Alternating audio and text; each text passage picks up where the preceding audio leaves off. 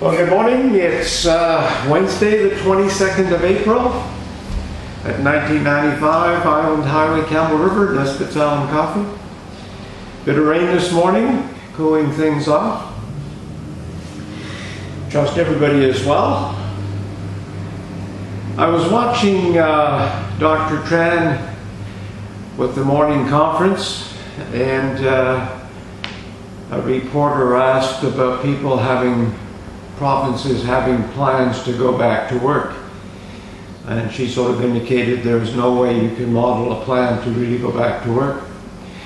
And I would not trust this woman with our finances. Mind you, she's advising the government. You know, when you just look at some of the things they have got wrong in their own area where they're supposed to be experts in. I mean, they were wrong on person-to-person transmission. They were wrong on asymptomatic, or people without symptoms passing the virus on. They were wrong with the virus being aerosol. And they were wrong on masks. It wasn't too long ago that Dr. Tran and her provincial cohorts were all saying, and many physicians, that masks don't work. I see now to fly in Canada, you need a mask. To get on BC ferries, you need a mask. Tim Hortons has got all their employees, apparently, I heard this morning, have to wear masks and have their temperature taken. So it's interesting with our, if they can't get their own profession right, their own area of expertise right, why would we trust them with the economy? So I've got an interesting video I'm going to post a link to in the comment section. Now this is Martin Armstrong. I'm not sure if you're familiar with him. But his take on the world financial scene is interesting. But let me give you a background on this guy. He had never graduated with a degree. Went to work at the age 13 for the coin collector, and as everything progressed, he ended up in jail for 11 years for a Ponzi scheme, working with the bank. No, the bank didn't do any jail time. American Bank, they paid a $606 million fine, I think, at the time. But this guy got sent to jail. He took the jail time right. But it's interesting when you listen to his take on this whole thing.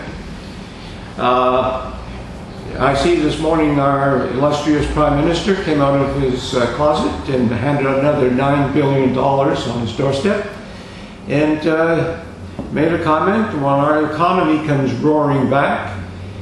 And so you look at what these politicians and these health experts are saying, then you listen to, if you have the courage, or if you have the patience, listen to what Martin Armstrong says, and see what you think.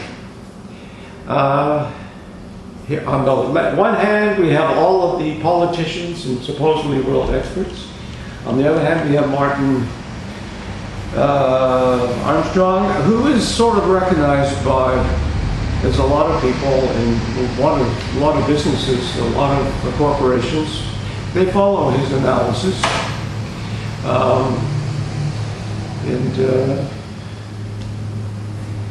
What can I say? You have to look at it yourself and see what he says. All I know, and this is just me, I just hang out at a coffee shop when it's open or when it's closed.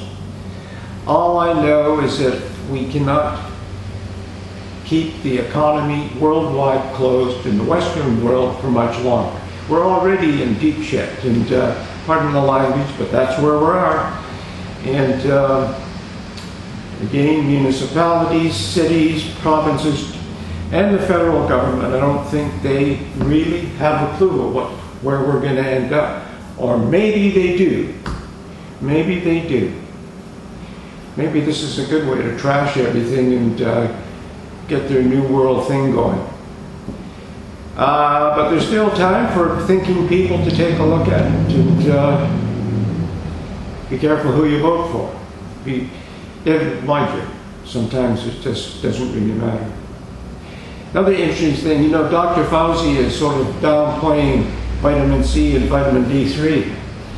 I think about 3-4 years ago, maybe it was 5, I think 4, there was an article about him, quoting him as saying he took 1,000 milligrams of vitamin C to keep away infections and D3 and all that sort of thing. Now they're poo-pooing it. When you look at it, he's on Bill Gates' advisory board as they're developing a vaccine. And as you peel the onion back, just think about it. Where do you make more money, selling vitamin C or selling vaccine? Interesting. Yeah, you gotta peel that onion back, folks, and you got time now. If you're in isolation, you have time to sort of do some research yourself. So anyway, that's about all for now. I'll post Martin Armstrong's interview in the comment section, and once again, it'd be interesting to get your comments to this. Take care. Bye for now.